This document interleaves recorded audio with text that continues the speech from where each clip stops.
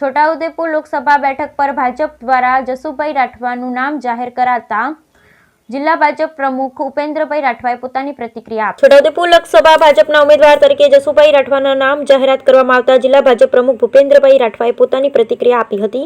જિલ્લા ભાજપ પ્રમુખ ઉપેન્દ્રભાઈ રાઠવાએ જણાવ્યું કે જસુભાઈ રાઠવાની ભારતીય જનતા પાર્ટી દ્વારા પસંદગી કરવામાં આવી છે। ભારતીય જનતા પાર્ટી પરિવાર વતી જસુભાઈ રાઠવાને ખૂબ અભિનંદન પાઠવ્યા હતા। ભારતીય જનતા પાર્ટીએ છોટાઉદેપુર જિલ્લાને કોંગ્રેસ મુક્ત કરી દીધો છે। ઉપેન્દ્રભાઈ રાઠવા કોંગ્રેસ હજુ છોટાઉદેપુર બેઠકના ઉમેદવાર જાહેર કરી શકી નથી। Upendrabhai Rathwa. Bureau report Rehan Patel, Chhota Udaipur. Chhota Udaipur Lok Sabha seat પર આજરોજ ભારતીય જનતા પાર્ટી દ્વારા જસુભાઈ બિલુભાઈ રાઠવાની પસંદગી કરવામાં આવી છે।